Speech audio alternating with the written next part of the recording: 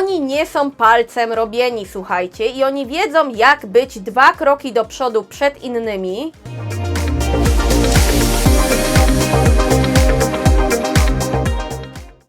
Zanim zacznę ten film, chciałabym zwrócić Waszą uwagę na trwające charytatywne zbiórki pieniędzy na pomoc ofiarom w strefie Gazy.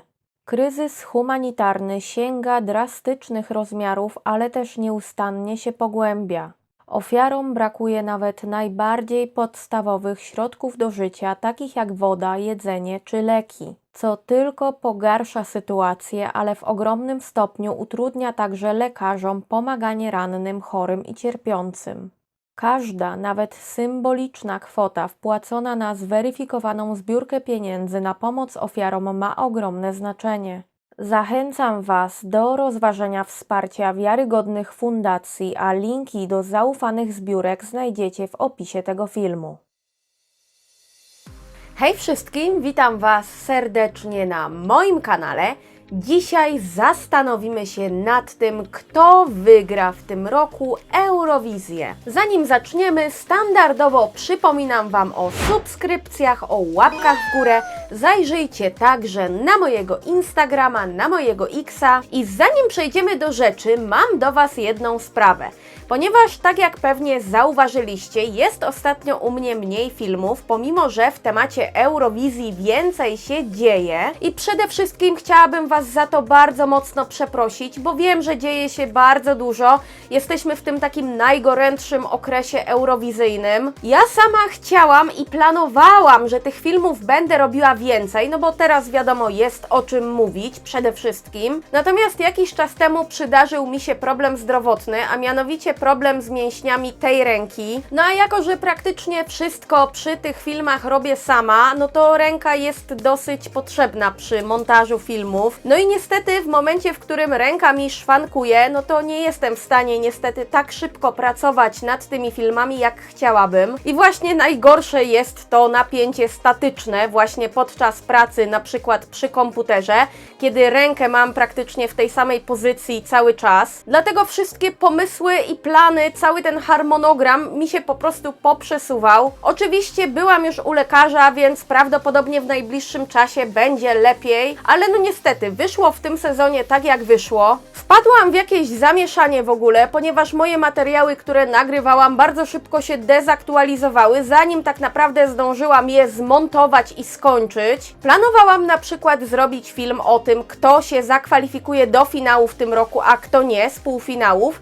No i nawet ten film nagrałam, zaczęłam go już montować, ale przez te problemy zdrowotne montowanie szło tak wolno, że tak naprawdę ten film zdążył się już zdezaktualizować, ponieważ rozpoczęły się próby i dopóki jeszcze wychodziły same zdjęcia z tych prób, to pół biedy, natomiast w momencie, kiedy zaczęły wychodzić te snippety, czyli te obrazy z kamer, no to już moje zdanie się troszeczkę pozmieniało w wielu miejscach, a wrzucać Wam takie za przeproszeniem gówno, które było może aktualne i wiarygodne przed tym, jak się próby zaczęły, no to uważam, że to jest po prostu bez sensu i to się mija z celem, więc po prostu stwierdziłam, że dzisiaj nagram film o tym, kto wygra Eurowizję i mówię Wam to wszystko tak naprawdę nie po to, żeby się nad sobą użalać, tylko żeby Was poprosić o wyrozumiałość i przeprosić Was, że tak to wyszło w tym sezonie. I chcę też, żebyście mieli świadomość, że nie wynika to z tego, że mi się nie chce, że mi się znudziło. Nie jest tak.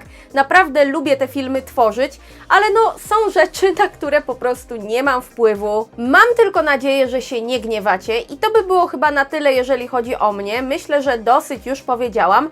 Czas, żebyśmy przeszli do sedna, czyli do tego, kto może w tym roku wygrać konkurs piosenki Eurowizji. Zacznijmy w ogóle od tego, na jakiej podstawie będę to analizowała. Otóż słuchajcie, jako że oglądam Eurowizję od ho, bo jestem starą rurą, zaśpiewam starym rurom. Dlatego dzisiaj chciałabym się poniekąd skupić na mojej wewnętrznej intuicji i na takich moich różnych przeczuciach, przemyśleniach, bo nie chciałabym, żeby ten film wyglądał po prostu jak kalka z notowań bukmacherskich. Ja się oczywiście odniosę do tego, co mówią bukmacherzy, natomiast będę troszeczkę z tym na pewno polemizowała. Śledzę oczywiście przeróżne statystyki, przypatruję się temu, co się w kontekście Eurowizji dzieje, więc to również będzie miało pewien wpływ na to, co myślę, żebyście z kolei w drugą stronę nie pomyśleli, że będę tutaj stała i gadała przez ileś tam minut jakieś pierdolety. Natomiast dzisiaj chciałabym omówić z Wami kilka przykładów takich państw, które gdzieś tam są najbliżej tego, żeby właśnie wygrać, albo żeby podejrzewać je właśnie o to, że mogą wygrać. Więc bez zbędnego pierdzielenia zapraszam Was, zastanówmy się wspólnie, kto może w tym roku wygrać. Zacznijmy od tego, że nie będę bazowała na pewno stricte na samych notowaniach bukmacherskich, ale myślę, że stamtąd możemy zaczerpnąć pewien wzór, kto w ogóle jest brany pod uwagę jako potencjalny zwycięzca tegorocznej Eurowizji. Nie dlatego, że ja się z tym jakoś bardzo mocno zgadzam i czuję, że tak, że to faktycznie tak może być i wszystkie te kraje, które są gdzieś tam wysoko u tych bukmacherów, to faktycznie mają na to szansę, tylko będzie to taki dobry punkt odniesienia, bo pierwsza szóstka państw, które u bukmacherów są najwyżej, czyli potencjalnie mają największe szanse teoretycznie na zwycięstwo, to są faktycznie państwa, które wśród przeróżnych przewidywań przewijają się najczęściej, ale nie wszystko w tych notowaniach bukmacherskich w tej pierwszej szóstce jest dla mnie osobiście spójne i takie, że faktycznie czuję, że może się tak wydarzyć. Dlatego ta pierwsza szóstka tych państw właśnie z notowań bukmacherskich posłuży mi bardziej jako taka kolejka krajów, które będę omawiała dzisiaj w tym filmie. Natomiast jako, że Wam już powiedziałam, że nie jest to wzór idealny, to moim zdaniem w kategorii takiego potencjalnego zwycięzcy na pewno nie rozpatrywałabym każdego z tych państw, ponieważ ku niezadowoleniu zapewne niektórych, na pewno z takiej ścisłej walki o typowo zwycięstwo wyrzuciłabym Danię, Australię i Francję, ponieważ owszem, są to piosenki, które wielu osobom się podobają, są to także piosenki, zwłaszcza Francja i Australia, głównie właśnie te dwie, takie, które mogą, że tak powiem, wygrać bardzo dużo u jury i niewykluczone, że tak będzie, że właśnie któreś z tych dwóch państw może rozbić właśnie bank, jeżeli chodzi o punkty od jurorów. Natomiast Francja, moim zdaniem, nie dostanie aż tak dużo punktów, na przykład z televotingu,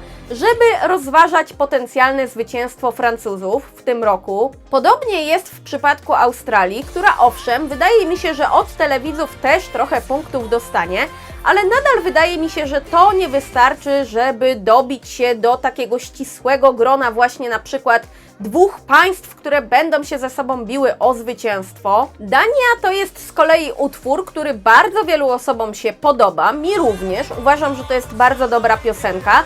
I rzeczywiście myślę, że miejsce właśnie Dania w tym roku zajmie naprawdę wysokie, ale nadal nie czuję tutaj takiego potencjału na to, że faktycznie Dania może się bić o zwycięstwo, bo to, że Dania będzie najprawdopodobniej wysoko, to jest raczej coś, co myślę, że wszyscy podejrzewamy, ale nie wiem, nie wydaje mi się, żeby Dania z tego typu utworem mogła faktycznie myśleć o tym, żeby wygrać całość, ale przy Danii zatrzymam się jeszcze na chwilkę dłużej, ponieważ pewnie na początku uznacie to za odklejone, ale muszę Wam wytłumaczyć, co mam na myśli, bo wydaje mi się, że Danii w takiej ścisłej właśnie bitwie o zwycięstwo paradoksalnie mogą przeszkodzić Francja i Australia. Ale to jest coś, co warto przemyśleć, ponieważ no tak na logikę można by było powiedzieć, że piosenka duńska jest taka bardzo nowoczesna, taka dosyć uniwersalna, taka, która myślę, że wielu osobom może się spodobać i tego typu piosenki nawet w ostatnich latach potrafiły wygrywać Eurowizję, bo piosenką, która mogłaby zostać w tej kategorii przyrównana właśnie do Ferwiga Rchiem, mogłoby być na przykład Tattoo, Loreen. W sensie nie chodzi mi o to, że te piosenki są do siebie podobne, ponieważ one są inne. To nie są jakieś bardzo, bardzo podobne do siebie utwory. Natomiast to, co jest ważne w kontekście Eurowizji, to jest często to, żeby dobrze sklasyfikować utwór i dobrze jakby dobrać grupę docelową, do której się będzie startowało. I często pojawiają się piosenki z takich podobnych kategorii, przez co pewne tendencje i różne wzory tego, jak na przykład głosują ludzie, jaką mają tendencję do wybierania jakich piosenek, czy jak głosuje jury, są później troszkę łatwiejsze do oszacowania i głównie pod tym względem uważam po prostu, że gdzieś tam Tattoo i właśnie piosenka z Danii tegoroczna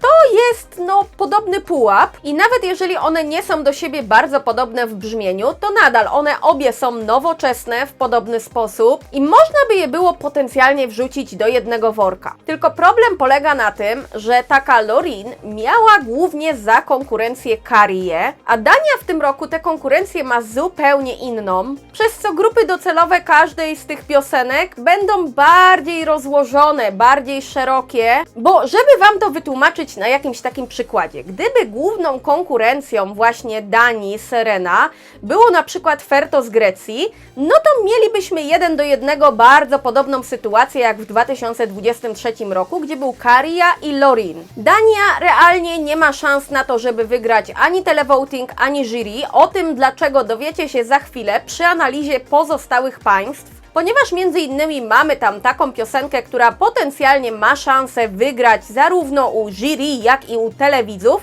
i drugą piosenkę, która być może, jest takie prawdopodobieństwo, że może też bardzo mocno przyczaić się na televoting. No i teraz przejdźmy sobie do Grecji, która jest moim zdaniem ciekawym przypadkiem. Niestety bądź niestety, w zależności czy lubicie piosenkę z Grecji, czyli Ferto, czy nie, no to wydaje mi się, że Grecja w tym roku nie wygra i potencjalnie w teorii Grecja może nawet stać się największym poszkodowanym takiej sytuacji politycznej, którą w ostatnich latach obserwujemy na Eurowizji, ponieważ Ferto to jest piosenka, która typowo ma za zadanie roztrzepać telewidzów, sprawić, że oni będą się świetnie bawić i to jest utwór, który umówmy się, z daleka słychać, że to jest po prostu piosenka typowo pod televoting. Nie twierdzę oczywiście, że jury Grecji nie da żadnych punktów, bo pewnie da, zwłaszcza po zeszłorocznej sytuacji z Tomim Cashem, który dostał od jurorów o wiele więcej punktów niż myślałam. I główny problem Grecji polega na tym, że jeżeli chodzi o głosy typowo z televotingu, to czai się tam jeszcze ktoś, kto będzie bardzo, bardzo mocno próbował je zdobyć. I jest to kraj, który od 2 lat wygrywa głosowania telewidzów. Nie wiadomo skąd, nie wiadomo jak. Dlaczego tak się dzieje? Powody mogą być różne,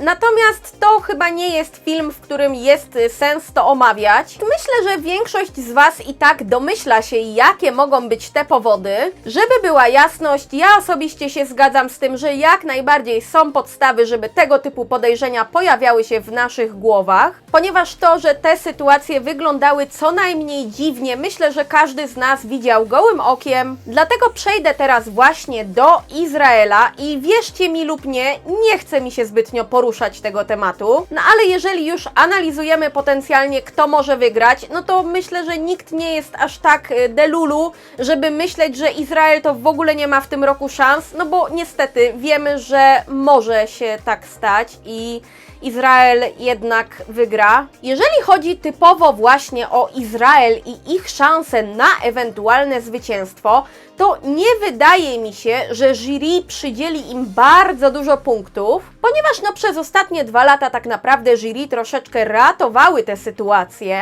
Natomiast dla wszystkich, którzy są przeciwni właśnie udziałowi Izraela, mam niestety złą wiadomość, ponieważ Izrael troszeczkę próbuje nas przechytrzyć w tym roku. Oni nie są palcem robieni, słuchajcie, i oni wiedzą, jak być 2 kroki do przodu przed innymi, ponieważ słusznie w ich przypadku wydedukowali sobie, że jeżeli przez 2 lata z rzędu, mając ballady, czyli takie utwory bardziej jednak jury friendly, potrafili z tymi balladami wygrywać właśnie głosowania telewidzów, to teraz piosenką, która jest jednak troszkę bardziej pod telewidzów, będą próbowali ten efekt jeszcze bardziej podbić. Prawdopodobnie zorientowali się, że na jurorów nie mają co liczyć zbytnio, no to postanowili pójść tam, gdzie potencjalnie szansa jest. czyli właśnie do telewidzów i chcą ewidentnie zmaksymalizować swoje zyski punktowe tam, gdzie mają potencjalnie szansę właśnie te punkty wyrwać. I oczywiście cofnę się w tym miejscu do tego, że w tym roku zasady głosowania telewidzów są troszeczkę inne, ponieważ w tym roku SMS-ów na daną piosenkę z jednego numeru telefonu będzie można wysłać tylko 10, a nie 20, tak jak było wcześniej. Natomiast typowo w kontekście Izraela to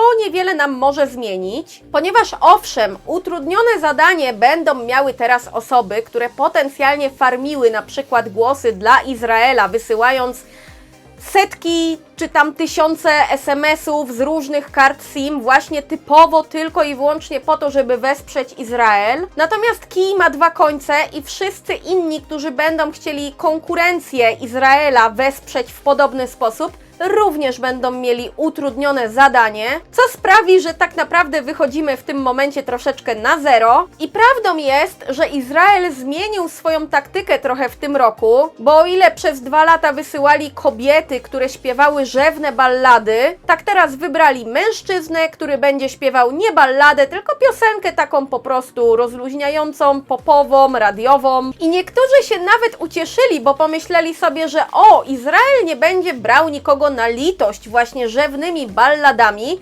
ale wydaje mi się, że paradoksalnie to może być jeszcze bardziej niebezpieczne dla nas, dla osób, które nie chciałyby, żeby w jakikolwiek sposób Izrael w ogóle uczestniczył w Eurowizji, no bo tutaj niestety zwiększa to szanse na jakieś takie przypadkowe głosy właśnie z televotingu od osób, które w sumie to mają w dupie, czy Izrael startuje, czy nie, ale piosenka jest przyjemna, to sobie wyślą SMS-a, co niestety sprawia, że Izrael troszeczkę z przyczajki sobie te szanse zwiększył, a my śpimy spokojnie myśląc, że w tym roku to na pewno nie wygrają. Niestety ja mimo wszystko nadal mam jakieś dziwne przeczucie, że kurczę, troszeczkę może ta nasza czujność została uśpiona w tym roku, bo nie sądzę, że Izrael tak łatwo się podda w tej walce o zwycięstwo. Dlatego koniec końców uważam, że główna batalia o zwycięstwo odbędzie się pomiędzy właśnie Izraelem a Finlandią i to właśnie do Finlandii sobie teraz przejdziemy. Tak jak Wam przed sekundą powiedziałam, moim zdaniem będzie to walka pomiędzy Izraelem, który przyatakuje troszeczkę z przyczajki, i właśnie Finlandią, która będzie miała bardzo duże szanse na to, żeby podbić zarówno jury, jak i televoting, ponieważ Liekin Heitin to jest piosenka, która jest, moim zdaniem idealna właśnie pod Eurowizję, bo ona skupia zarówno cechy takie, które są dla telewidzów ważne, czyli mocne emocje, show, niesamowity występ, ale Liekin Heitin brzmi również jak piosenka, która potencjalnie może się bardzo spodobać także jurorom i uważam, że koniec końców Finlandia dostanie na tyle dużo głosów zarówno z televotingu, jak i od jurorów, że ma bardzo duże szanse na zwycięstwo i uważam, że ma największe szanse, żeby wygrać właśnie spośród tych wszystkich państw, które dzisiaj omówiłam, ponieważ Finlandia wymknie się trochę z takiego schematu, który do tej pory był dosyć kluczowy na Eurowizji i dosyć problematyczny również, a chodzi mi tutaj głównie o taki schemat, że bije się piosenka, która jest bardzo lubiana i pompowana przez telewidzów, z piosenką, która jest bardzo mocno ciągnięta przez jury. Gdybym miała obstawiać, to uważam, że właśnie Eurowizja odbędzie się w przyszłym roku w Finlandii. Takie jest moje przeczucie i być może też taka jest moja nadzieja. Natomiast tutaj nie chodzi tylko i wyłącznie o jakieś moje sympatie. Wydaje mi się, że wystarczająco dużo statystyk i różnych danych świadczy o tym, że Finlandia realnie ma największe szanse.